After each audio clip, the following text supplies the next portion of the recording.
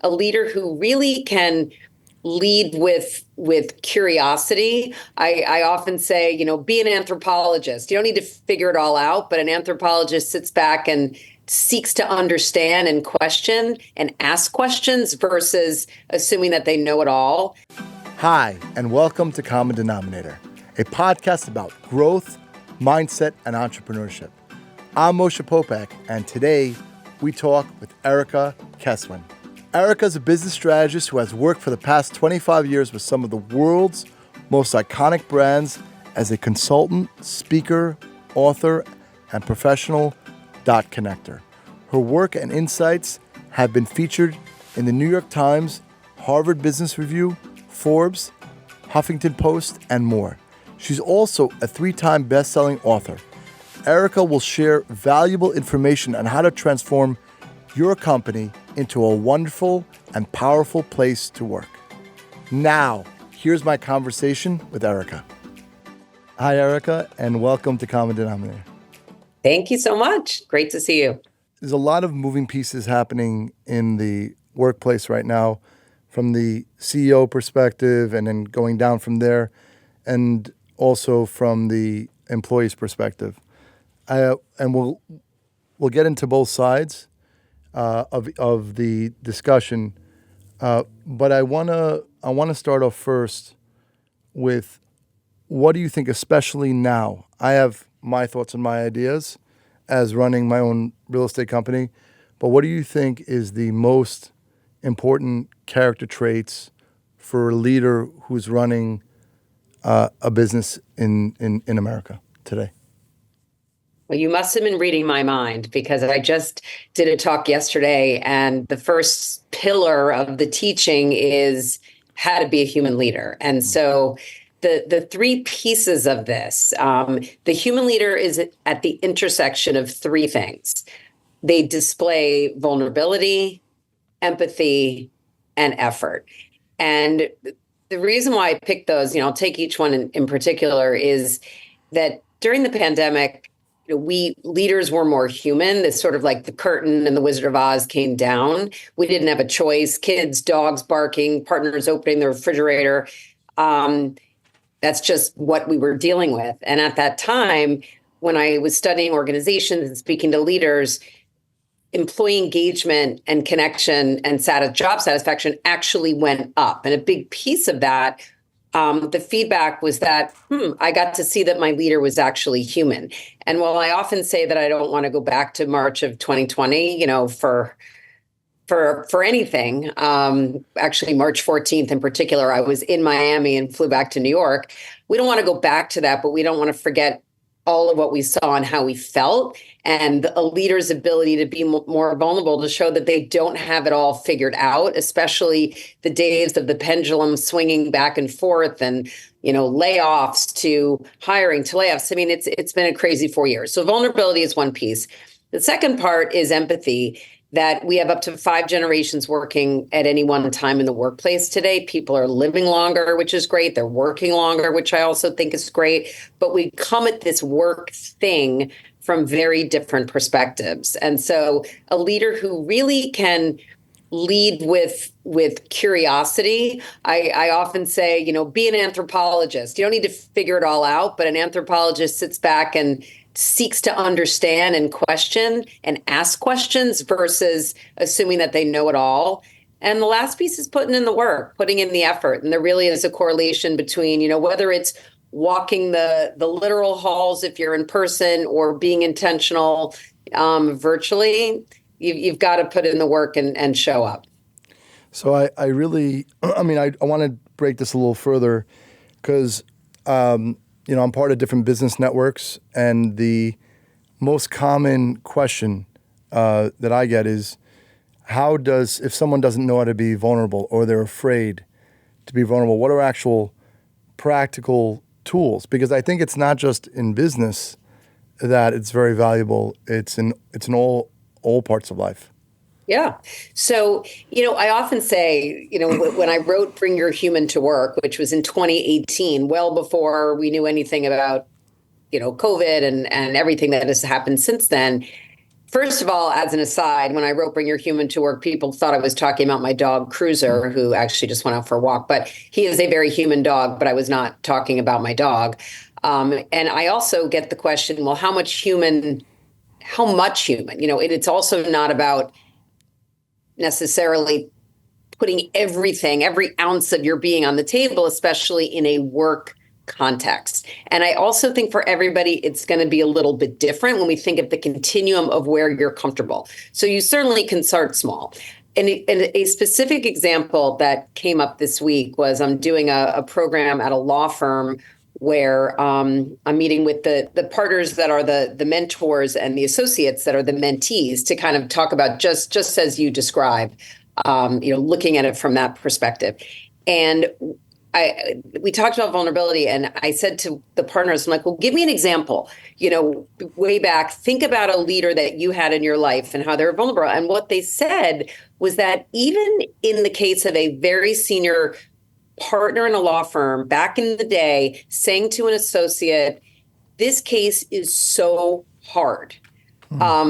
This is really hard. And the impact on the associate at that time was, wow, I got a sense that this was hard for him as well. And now I kind of know why I'm drowning.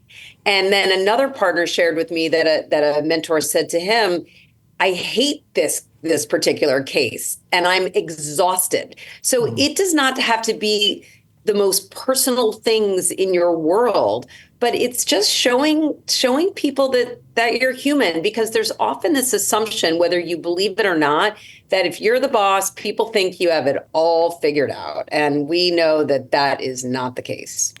I think I always love the line, the truth shall set you free, right? It's like, you just say it the way it is. And I always find the guy that say it's going to cost the most money and it's going to take the most amount of time is usually his truth teller. But because we're so used to like you say, like the Wizard of Oz, like that example you gave, like it's all this illusion. But really the truth is that everybody is going through what we're going through. And I think that it seems to be that's the beginning of effective team play. That if you can't break the barrier, I think that's the point of vulnerability. If you can't break that barrier and have that transparency, you can't get the team. It's not going to work. Yeah. Everyone's going to be working on their own. So people will say, okay, so vulnerability sounds great. Why are we even talking about this at work? And I'll read you this quote it's from a Harvard Business Review article. And this is the business case.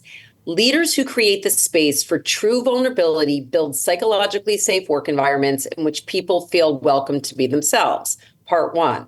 Part two of the quote is, when people are willing to be authentic at work, they're also more willing to take creative risks, share their perspectives without fear of consequence, and make valuable contributions. And so this isn't vulnerability for vulnerability's sake. Like, we're also talking about from a workplace perspective. If my boss says that it's hard for her or for him and doesn't know all the answers, I might be willing to do the same and also share that I don't have it all figured out, versus pretending that I do and possibly, hurting a client situation. So that's really the sort of the cascading effect of leaders being vulnerable, creating a space where their employees can be a little bit more human themselves. And I do think it has positive impacts on people, but also the business. And then I notice also more and more, even in the S&P 500, CEOs, maybe it's 3-4 years, they're talking about a lot more conversations about burnout. What do you attribute, all of this, I guess musical chairs of CEOs? Why is that actually happening? I would say first, this whole, we're working from home or hardly working thing, people actually are, in many of the studies show, working more hours, even though they're working from home. I think at Microsoft, they're able to track tons of this data because people are on Microsoft Teams.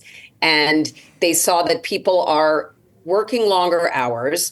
There's less of a separation between work and home. And so your people aren't taking breaks and they're burning out. And I would say the sort of icing on the burnout cake is this what Amy Cuddy out of Harvard called the pandemic flux syndrome, which now is just the flux syndrome of this anxiety and stress of the pendulum of all of, every day there's something else going on and nobody has it all figured out. I think we just need to sort of lean into the fact that the change is going to be constant. But I feel like it's a combination of the actual number of hours being worked combined with the constant uncertainty and change. And plus, depending on your industry, what's going on in the economy. I think something like 90% of companies say they anticipate having, at least within the tech industry, and I've seen a lot of other industries popping up as well, that layoffs are really happening right now.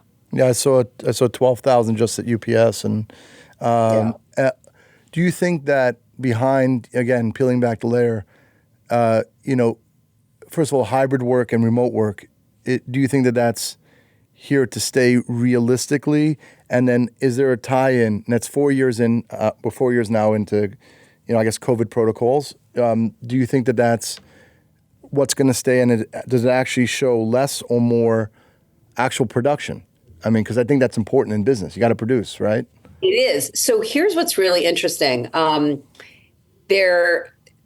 read something recently, actually, I think it was Emma Goldberg from the New York Times. They just had a podcast on the Daily. And, it's not all created equal. So hybrid work managed well can lead to increased productivity. But hybrid work managed poorly decreases productivity. So it is not one size fits all. And what I have seen in my work is that it is really hard to manage and to have a great hybrid flexible schedule.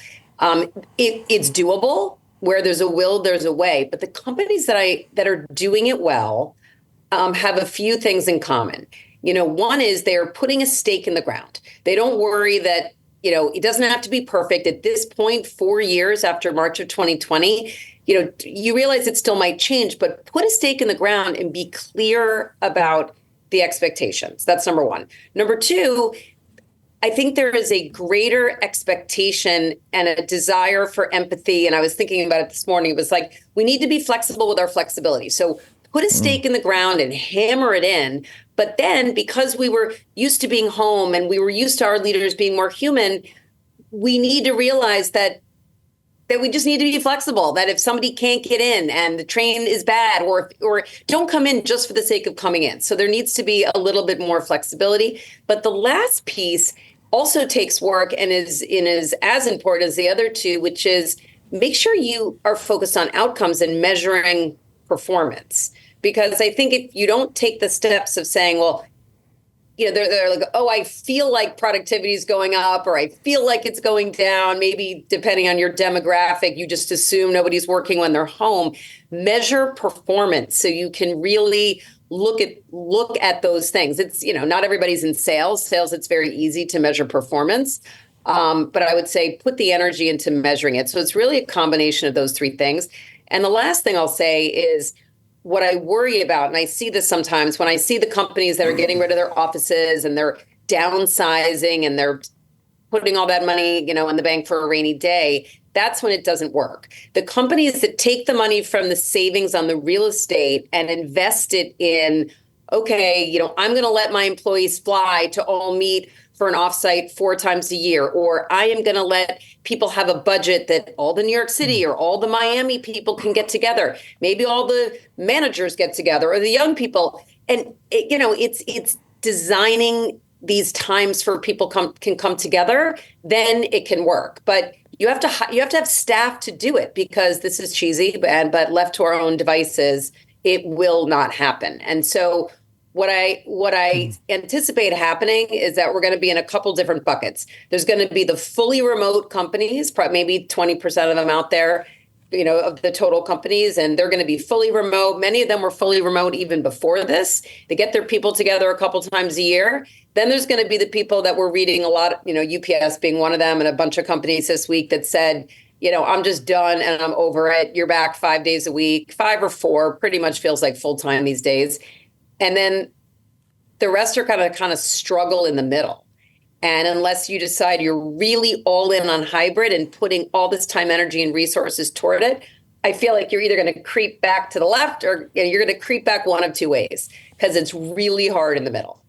Yeah, I just, it seems so, I think also you have to manage very tight. If it's fully remote, I think that also has to be managed tightly, right? You have investors, you have things, and whatever it is, you're doing a service or a widget, if you're completely remote, because also we're humans.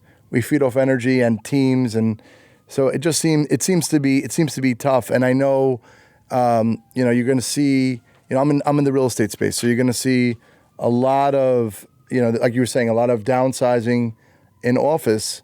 But I think that it's going to trend over. We've been in this 4 years, but I think it's going to trend back the other way, where there's going to be a lot of leasing, and people are going to right shift, and new businesses are going to be created, and maybe that's going to be in another 2-3 years. But yeah. you also deal with, as far as mental health from the employees, as an owner, what's some good tips to deal with that? Yeah, I'm finding that more and more people are having some tough times from a mental health perspective. It's interesting. Sometimes it's as simple as asking people how they're doing and waiting for them to respond, saying to them, how are you really, really doing? And have active listening, seek to understand, listen to understand, not just to respond. And I'm thinking about, you might have seen that tweet that Elmo made the other day, and Elmo tweeted out, how are you doing? And I don't know, millions and millions of responses. So people, when your leader says, how are you really, really doing? It can have an impact. Yeah. It seems like people just want to be heard. I remember hearing that, let's say your core secrets in the 1970s, people would be able to tell 2 or 3 people. Nowadays, it just seems like people are not able to even tell anybody. So you have all this weight, so everyone's just like in business, you got to do this, this, and that, but you're also human. Yeah. There's like the other human side, and it seems like it's really hard. It's really hard on some people just to like exist in all these wars that are going on around the world and all these tough times that people are going through. So I know. And look, there's a lot of companies that are having great programs in place, bringing people together to talk about challenging issues, or providing coaching, mental health support, therapy, not just to the C-suite, all the way down, companies like Modern Health and others. So certainly there's a lot of support programmatically from a benefits perspective that I'm seeing. But I also think that 80% of people leave managers and not companies. So if you have a leader that is willing to put in the time to actually check in and listen for the answer, it doesn't have to be rocket science. And I want to go a little bit to from the employee's perspective. I know there's always this a lot of conversation through the years that I've heard about you have to have passion in what you work in. But I saw a stat that it was maybe like 85% of people don't really enjoy the work that they're going to. So is it actually in reality super important to have passion in the job that you do? I mean, it certainly doesn't hurt. I mean, when we think about the newest generation in the workplace, Gen Z, the data does show that generation, more than others, they are really driven by wanting that sense of purpose and meaning. And I have been now I've become less surprised because I see it so often now. I come as from a older Gen Xer. I'm a Gen Xer. I would never have left a job back in the day without another job. I also was a recruiter. So it's like, why are people going to think you don't have a job? You're more desirable looking for a job if you have a job. But this generation seems much more willing to leave a job if they don't feel connected to purpose. And one of the things that I've said as a best practice for managers and for leaders is, and in the Retention Revolution, I interviewed David Siegel, who's the CEO of Meetup, and he does this for all of his employees. He'll write, a letter to each person who's joining, and he'll say, dear Moshe, hey, we're so glad that you're joining, let's say for the customer service role. This role is so critical to our business for these reasons. And we're so excited that you're here. But the step that he takes that a lot of leaders don't take is it doesn't matter whether you're joining as the CFO or the customer service rep or anybody in between. He's making that connection between what you do and the mission and the company. And the example, one of the other sort of more real life examples, or historical examples, I should say, that I reference is when JFK went into NASA for the first time and said to the janitor, "Well, what do you do?" And the janitor says, "I'm putting a man on the moon."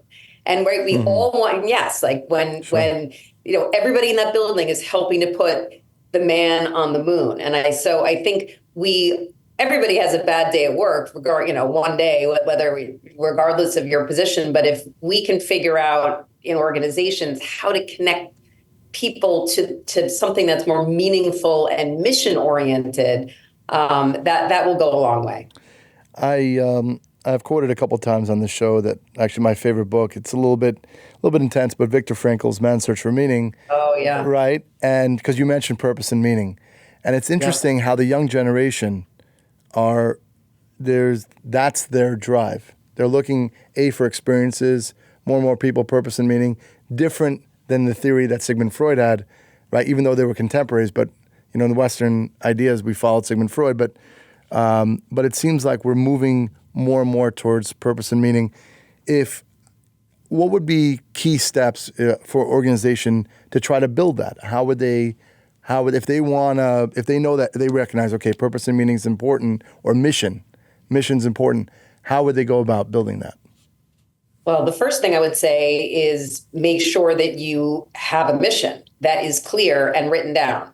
Like if you're listening to this and you're starting a company, or if you have a company that's been around, but if you were to ask 10 people that work for you, well, what is the mission of what we do here? Ideally, everybody knows what it is and can tell you what it is. If you get mixed opinions or no one knows, then you need to do some work.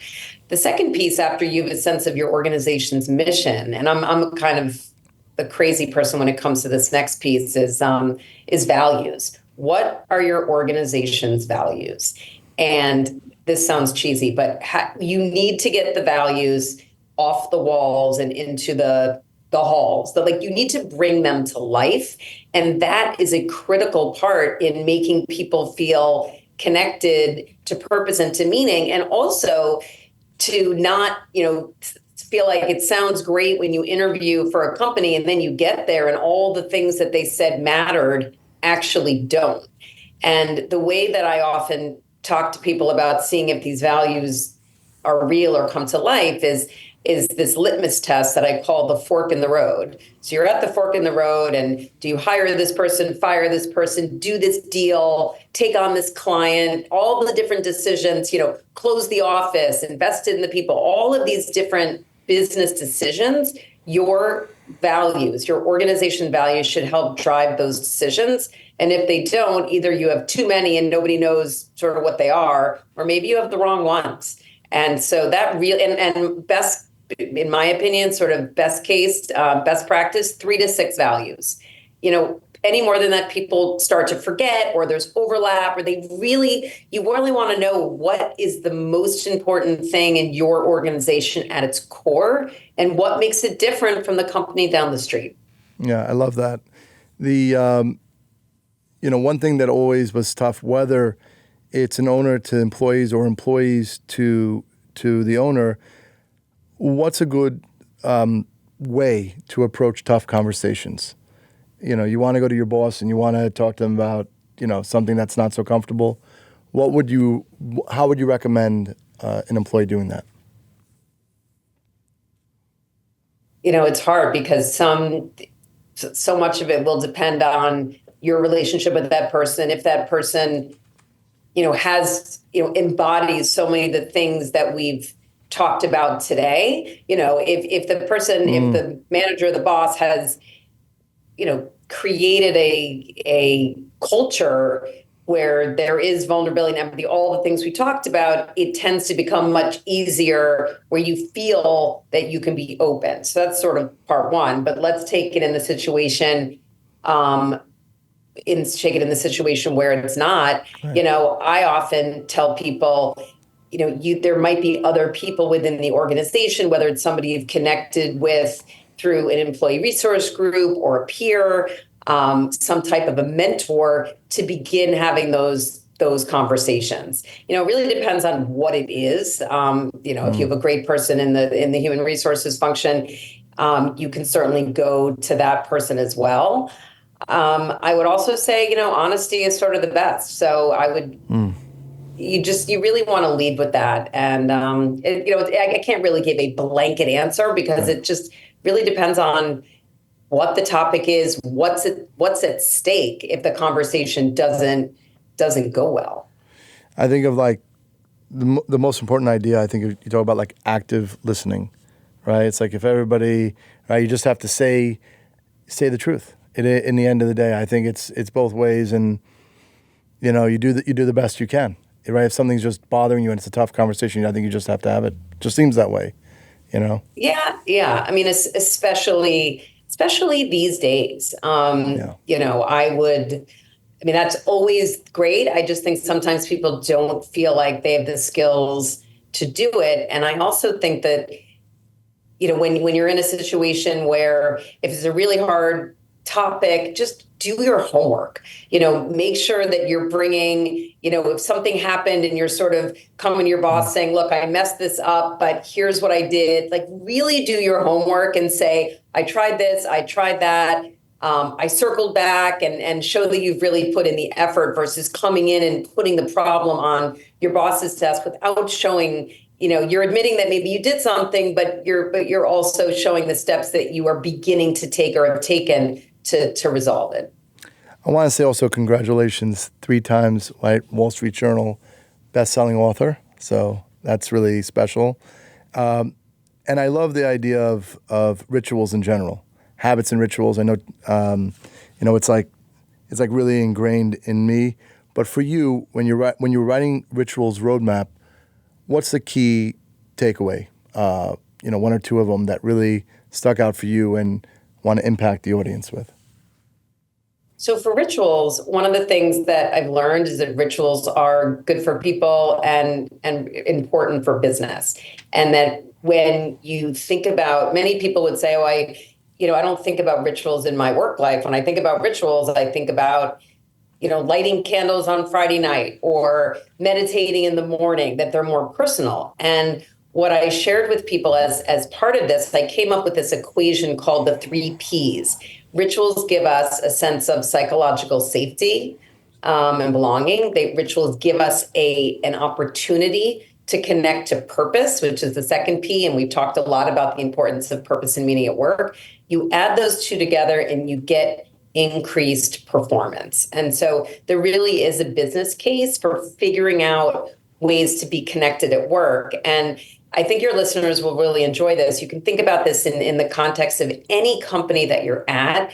I would talk to companies, hundreds of leaders I was interviewing about rituals, and I would say, here's what a ritual is, here's the ROI, so what are your rituals? And people still weren't really sure. And so I came up with this magic question that everybody was able to say, oh, this is our ritual. So I'll share it with the listeners here, although hopefully they'll still go get the book. The magic question is, when do you feel most, fill in the blank company name-ish? When do you feel most LinkedIn-ish, Chipotle-ish, Citigroup-ish? And it's a very low-tech question, but it made everybody say, oh, I feel most connected to this organization, to Chipotle when at 10, 15 in the morning, we all eat together before we open the doors and the customers come in. Or the CEO of Kind Bar said, I feel most connected during our orientation when everybody hears about the power of the origin story at Kind. So it's different for everybody, but I think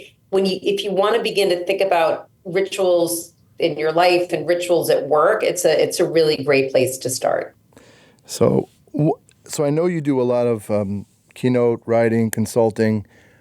For you personally, what would you say was the most challenging and the most rewarding part of your professional career? Oh, wow. I would say just taking the leap when I was writing my first book. You become very vulnerable. And I'll never forget, I wrote this book proposal, not for profit or nonfiction books, you don't write the whole book. Like a fiction book, you write the whole book and try to sell it. Nonfiction books, you write a proposal. It's kind of like a mini book, 50 pages or so. I did not have a big following. I had this idea and a plan. And I'll never forget, my agent called and she said, okay, all these publishers said no, but we haven't gone to all of them yet. But just so you know, if we do go to all of them and they say no, the way that this works, because I had no idea, is that you don't really tweak it. If they say no, it's no. And I thought to myself, I just need to go for it because this was the idea. I wasn't getting feedback that I should change the idea. It just wasn't right for certain people. And I just took that leap of faith. And I said, if it doesn't work, maybe I'll self-publish or write a blog or do something else. And I just basically closed my eyes and jumped. And I said, just go for it. Like, send it to everybody. And it just takes one person to like it. And I had a very young editor say that she liked it. And that was it. It took one person and got me on the map, and the rest is history. But it was definitely touch and go. You spend a very long time working on a book proposal. I mean, a year plus working on this thing that might just disappear overnight. I love that. I mean, I think that's a great lesson. I think that's all of entrepreneurship and business. There's always unknown, right? And at the end of the day, you have to pull a trigger. And the price is you spent a year plus not knowing anything, right? Yeah. I mean, I think that happens always across the boards. And so either you're going to do it or you're not, right? At a certain point, right? It could have been you would have kept in doing whatever you were doing before. But sitting right today, what's something that you're deeply grateful for? I was thinking a lot today. I'm really grateful. I mean, for my family today in particular. I have 3 kids. My husband, I have 3 kids, and for anybody listening that has multiple kids, they always say, you're only as happy as your least happy kid. And today, with all this technology and the text and the calls, and I have 2 kids, they're all in college, and today, knock on wood, seems to be a good day. My girls are turning 21 tomorrow. So I've been thinking about that a lot, that they're going to officially be, they're being launched into adults. So it's kind of crazy. Yeah. No, family.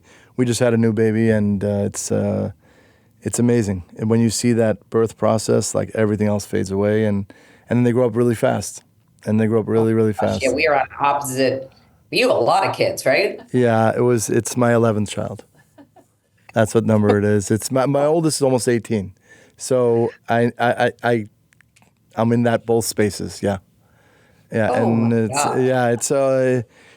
I bring ideas. That's why this is such a great episode, because I always bring ideas from business, and there's an overlap. My wife and I, we work together, and the concept and the systems, and it's pivoting constantly. It's, you don't know, and you just do the best you can. You do the best you can every day. That's all. That's all there is. Some nights you're not sleeping. Some nights you're up, you're down. It doesn't make a difference. Who cares, right? You can't be so stuck. And what's something about you that people don't know? What don't they know? I'm trying to think. For many, many years, I was a gymnast. Although I've written about that a little bit. But most people probably don't know that about me. I can still do, well, on my 50th birthday, people don't know this, I did a back handspring. So even though I didn't do one of these sports that I could take into my older years, like pickleball, and I'm learning how to play golf, I was able to at least still do some gymnastics at age 50. So there you go. That's great. That's really, really great. Yeah, for sure. So tell me, how can people reach out to you if they want some consulting or they want to follow you on social or get your books? Yeah, so my website's just my name, ericakeswin.com. Find me on LinkedIn. I'm very active on LinkedIn. I'm on Instagram, and all 3 books are on there. I'm doing a lot of consulting these days. After the 3rd book came out, this is the end of the Human Workplace trilogy. And so now I'm really working with companies to help bring these ideas to life. One company, I'm helping them create rituals in a brand new space that they're building to help curate connection. I was thinking about this idea of if you build it, they will not necessarily bond. Like, you need to put in the time to make these connections happen. And I'm doing a lot around the managers. And I think that they are on the front lines of this retention revolution. And how do we elevate our managers to become human leaders, which actually was your very first question. So excited to talk to anybody that wants to geek out on this stuff more. Yeah, no, for sure. I'm going to be knee deep in this. So it's we are transitioning to a new place in the world in general. So Erica, it's really been super informative, and I really appreciate it. Hopefully everybody had some great takeaways. Thank you. Thank you so much. Hope you enjoyed my conversation with Erica. Next week, I'll answer more of your questions about real estate and business, and I'll dive into why it pays to be a contrarian. So if you have anything you'd like to ask about the real estate market, what it takes to launch your own company, or something else in the world of entrepreneurship, just send me a question on Instagram or Facebook. Please subscribe to our YouTube page so you never miss an episode. And if you're currently listening to the show on Apple or Spotify, we'd be grateful for a 5-star rating and review. Have a great day, and I'll talk to you again next week.